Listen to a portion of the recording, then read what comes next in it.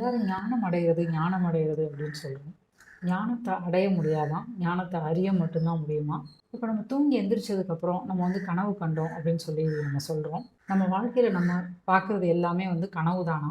நம்ம இன்னும் விழிப்பு அடையாததுனால நமக்கு அது கனவு அப்படின்றது நமக்கு இன்னும் தெரியலையா? கனவு மட்டும் இல்லாமல் பிறப்பு, இறப்பு இந்த மாதிரி நம்ம பார்க்குறது எல்லாமே வந்து நம்ம இல்லையா? நம்ம என்ன நினச்சிக்கிறோம் அப்படின்னா, நம்மளை சுற்றி நடக்கிற எல்லாமே நான் நினச்சிக்கிறோம். பின்ன நம்மளை சுற்றி நடக்கிறதெல்லாம் என்ன அப்படின்னா, அதையெல்லாம் சுய அறிவு அப்படின்னு சொல்கிறாங்க. சுய அறிவு தன்னோட ஆதாரத்தை அடையிற வரைக்கும் அது வந்து முழுமை பெறாதான். சரி, அப்படி அந்த ஆதாரத்தை அடைஞ்சா என்ன நடக்கும் அப்படின்னா, நம்மளை சுற்றி நடக்கிறது எல்லாமே வந்து கனவு தான், அது எதுலேயுமே நிஜம் இல்லை அப்படின்ற ஒரு உண்மை வந்து நமக்கு புரியுமா? சரி, அந்த ஆதாரத்தை அடையிறதுக்கு நம்ம ஏதாவது முயற்சி செய்யணுமா அப்படின்னு கேட்டால், இப்போ ஒரு பூ வந்து நான் பூவாக இருக்கிறதுக்கு முயற்சி செய்கிறேன் அப்படின்னு சொன்னால் எப்படி நமக்கு ஒரு சிரிப்பு வருமோ, அந்த மாதிரி தான் ஆதாரத்தை அடையிறதுக்கு முயற்சி செய்கிறது அப்படின்னு சொல்கிறாங்க. அந்த ஆதாரத்தை அடையிறது எப்படி, அந்த ஆதாரத்தை அடையிறது எவ்வளோ அவசியம் நம்ம வாழ்க்கையில், இதை பற்றியெல்லாம் தெரிஞ்சுக்க இந்த வீடியோவை தொடர்ந்து பாருங்கள். இந்த பதிவு யாருக்கெல்லாம் உபயோகமாக இருக்கும் அப்படின்னு நினைக்கிறீங்களோ அவங்களுக்கெல்லாம் இந்த பதிவை ஷேர் பண்ணுங்கள்.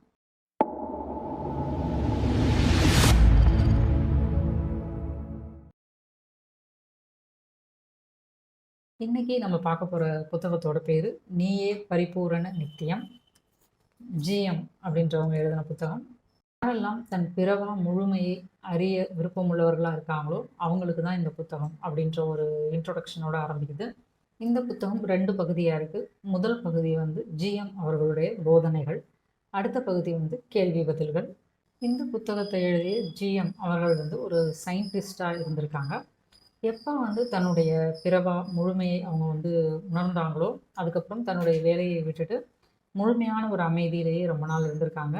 அதுக்கப்புறம் வந்து யாரெல்லாம் இந்த உண்மையை தெரிஞ்சுக்கணும் அப்படின்னு ஆசைப்படுறாங்களோ அவங்களுக்கு மட்டும் தன்னுடைய போதனைகள் மூலம் வந்து சொல்லி கொடுத்துட்ருக்காங்க.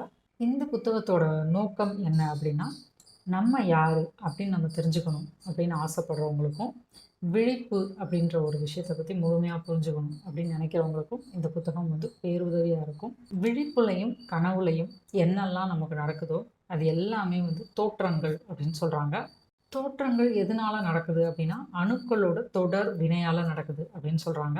அப்போ அந்த அணுக்கள் எங்கே இருக்குது? அணுக்கள் எல்லாமே நம்மளுடைய சுய அறிவில் தான் இருக்குது அப்படின்னு சொல்கிறாங்க. சுய அறிவு அப்படின்றது கான்ஷியஸ்னஸ் அப்படின்ற ஒரு இங்கிலீஷ் டேர்மால குறிப்பிடுறாங்க. ஒட்டுமொத்த படைப்புமே சுய அறிவு, நம்மளை சுற்றி நடக்கிறது எல்லாமே சுய அறிவில் தான் நடக்குது அப்படின்னா, எல்லாத்தையும் பார்க்கறது எது?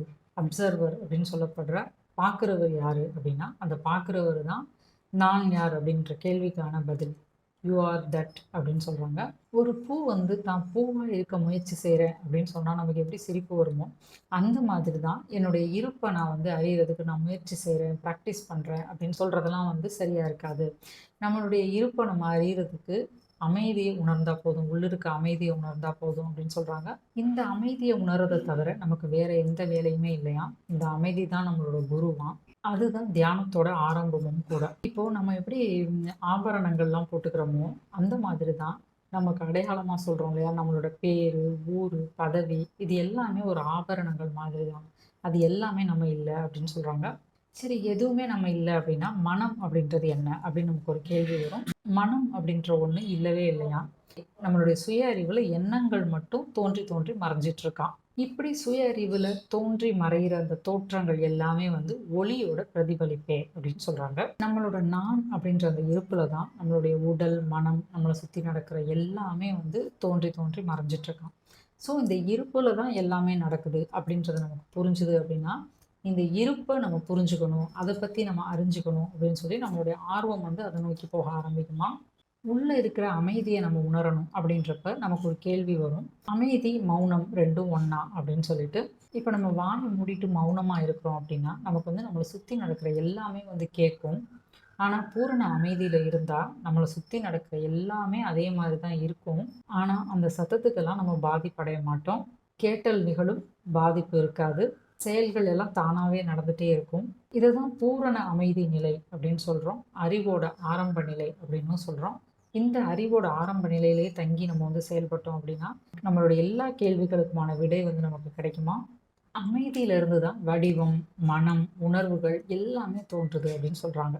இப்ப அமைதியிலிருந்தே எல்லாமே தோன்றுது அப்படின்னா, அது எப்படி நம்மள பாதிக்கும்? நம்மளோட நிலை அமைதி நிலை அப்படின்றப்போ, அந்த அமைதியிலிருந்து தோன்றி மறையிற இந்த எண்ணங்கள், இதெல்லாம் நம்மள என்ன செஞ்சிற முடியும்? அப்படின்ற ஒரு கேள்வி இருக்கு. பொதுவா எல்லாருக்கும் இந்த அவேர்னஸ், கான்ஷியஸ்னஸ் இது 2க்கும் ஒரு கன்ஃப்யூஷன் இருக்கும். அவேர்னஸ் அப்படின்றத வந்து நித்தியம் அப்படின்ற ஒரு வார்த்தையில வந்து குறிப்பிடுறாங்க. மொத்தத்துல எல்லா இடத்துலயும் நிறைஞ்சு இருக்கிறது வந்து இந்த அவேர்னஸ் அப்படின்னு சொல்ற நித்தியம் அப்படின்றது தான். நித்தியத்துல சுய அறிவு, அதாவது கான்ஷியஸ்னஸ் அப்படின்றது தோன்றி மறைஞ்சுகிட்டே இருக்கு அப்படின்றது தான் இது 2க்கும் உள்ள வித்தியாசம் நம்ம புரிஞ்சுக்க வேண்டியது. இந்த சுய அறிவு வந்து எப்பயுமே நித்தியத்தை சார்ந்தே இருக்குமா. கான்ஷியஸ்னஸ் வந்து எப்பவுமே அவேர்னஸை சார்ந்து தான் இருக்கும். அதாவது இப்போ ஒரு பெரிய கடல் இருக்கு. கடல்ல இருந்து ஒரு துளி தண்ணி வெளியே வருது அப்படின்னா, அந்த வெளியே வர்றது வந்து கான்ஷியஸ்னஸ். மொத்தத்துல அந்த கடலை வந்து அவேர்னஸ் அப்படின்னு சொல்லி புரிஞ்சுக்கலாம் நம்ம. சுய அறிவு வந்து எல்லா வடிவங்களையும் படைச்சிட்டு அந்த வடிவங்கள தான் வந்து தான் அப்படின்னு சொல்லி நினைச்சுக்குது. இந்த வடிவங்களுக்கெல்லாம் முன்னாலேயே அந்த சுயறிவு இருந்தா கூட, வடிவங்கள் வழியா தன்னை உணர்றதுனால, வடிவங்கள வந்து தான் அப்படின்னு சொல்லி அடையாளப்படுத்திக்குது அப்படின்னு சொல்றாங்க. இந்த வடிவங்கள தான் அப்படின்னு அடையாளம் கொள்றதுனால, இந்த பிறந்தது, இறந்தது இதெல்லாம் வந்து நிஜம் அப்படின்னு சொல்லி ஒத்துக்குது அப்படின்னு சொல்லி சொல்றாங்க. இப்படி சுத்தி நடக்கிற எதுவுமே நிஜம் இல்ல. நம்ம வெறுமன கவனிப்பாளர் தான் அப்படின்றத நம்ம புரிஞ்சுக்கிறதுக்கு எதுவும் பிராக்டிஸ் பண்ணணுமா? அப்படின்ற ஒரு கேள்வி ஜிஎம் கிட்ட வச்சா, ஜிஎம் என்ன பதில் சொல்றாங்க அப்படின்னா, நம்ம ஏற்கனவே ஒரு கவனிப்பாளரா இருக்கிறதுனால, கவனிப்பாளர தெரிஞ்சுக்கிறதுக்கு நம்ம எந்த முயற்சியும் செய்ய தேவையில்ல அப்படின்னு சொல்றாங்க. இப்படி நான் ஒரு கவனிப்பாளர் அப்படின்றத நம்ம புரிஞ்சுக்க நம்ம முயற்சி செய்யலைன்னா என்ன நடக்கும்? என்ன ஆபத்து வந்துற போகுது? அப்படின்னு ஒரு கேள்விய முன்வச்சா, ஜிஎம் என்ன பதில் சொல்றாங்க அப்படின்னா, இப்ப எப்படி நம்ம தூங்கிட்டு இருக்கோம். ஒரு கனவு வருது. நம்ம அந்த முழிக்கவே இல்லைன்னா, கனவு தான் நம்ம அந்த கனவுல இருக்கிறதெல்லாம் நிஜம் அப்படின்னு சொல்லி நம்ம நினைச்சிட்டு இருக்கோம் இல்லையா? அந்த மாதிரி வாழ்க்கையிலயும் நம்ம முழிச்சுக்கல அப்படின்னா, நம்ம வந்து நடக்கிறது எல்லாம் நிஜம் அப்படின்னு சொல்லி நம்ம நினைச்சிட்டே இருப்போம் அப்படின்னு சொல்லுவாங்க. ஸோ கனவு கண்டுட்டு இருக்கும்போது முழிக்கிறது எவ்வளோ முக்கியமோ, அதே மாதிரி நிஜ வாழ்க்கையிலயும் நம்ம முழிச்சுக்கிறது ரொம்ப அவசியம். விழிப்பு நிலை ரொம்ப அவசியம் அப்படின்னு சொல்லி சொல்றாங்க. வெளியில நடக்கிற எதுவுமே நிஜம் இல்ல. நம்மள சுத்தி நடக்கிற எதுவுமே நிஜம் இல்ல அப்படின்றப்போ, வெளியில நம்மளோட நேரத்த வீணடிக்காம, நமக்கு உள்ள நம்ம வந்து டிராவல் பண்ணி, நமக்குள்ள என்ன நடக்குது அப்படின்றத நம்மளுடைய ஆதாரத்த புரிஞ்சுக்க நம்ம வந்து ட்ரை பண்ணணும். இது 3வது பணி நமக்கு. நம்மளோட ஆதாரத்த முழுமையா நம்ம புரிஞ்சுக்கிட்டோம் அப்படின்னா, நமக்கு என்ன புரியும் அப்படின்னா, இங்க எதுவுமே பிறக்கவே இல்ல அப்படின்றது நமக்கு புரியும். இங்க எதுவுமே பிறக்கல அப்படின்னா, பிறக்காத ஒண்ணுக்கு இங்க வேலை என்ன? அப்படின்னு ஒரு கேள்வி இருக்கும் இல்லையா? பிறக்காத ஒண்ணுக்கு எந்த வேலையுமே கிடையாது. எல்லாமே நம்ம சுய அறிவுல தோன்றுறது தான் அப்படின்றத புரிஞ்சுக்கிறது நம்மளுடைய அடுத்த வேலை. அதாவது நம்மளோட சுய அறிவுல தோன்றி மறையிற எல்லாமே நிஜம் இல்ல, கனவு தான் அப்படின்னு புரிஞ்சுக்கிறது தான் முக்கியமான வேலையே நமக்கு அப்படின்னு சொல்றாங்க. பிறப்பு, இறப்பு அப்படின்றது ஃபுல்லாவே வந்து ஒரு கனவு. வடிவங்கள் எல்லாம் வந்து அந்த கனவுக்கு உள்ள வர்றது அப்படின்னு சொல்றாங்க. இப்ப எப்படி நமக்கு தூக்கத்துல கனவு வருதோ, அதே மாரி இந்த பிறப்புக்கும், இறப்புக்கும் நடுவுல எதெல்லாம் நடக்குதோ, அது எல்லாமே ஒரு கனவு தான் அப்படின்னு சொல்றாங்க. நம்மள சுத்தி நடக்கிற எல்லாத்தையும் பார்த்துட்டு இருக்கிற நம்ம தான் வந்து நித்தியம். அதாவது அவேர்னஸ். பார்க்குறது எல்லாத்தையும் நம்ம வந்து நிஜம் அப்படின்னு சொல்லி நம்மளோட சுய அறிவு நினைக்குது. பொருள் ஈட்டுறது தான் நம்மளோட வேலை அப்படின்னு நினைக்குது. எப்போ வரைக்கும் அப்படின்னா, பார்க்குறவர் யாரு அப்படின்னு புரிஞ்சுக்கிற வரைக்கும். அத புரிஞ்சுக்கிட்டோம் அப்படின்னா, நமக்கு எல்லாமே புரிஞ்சிரும்.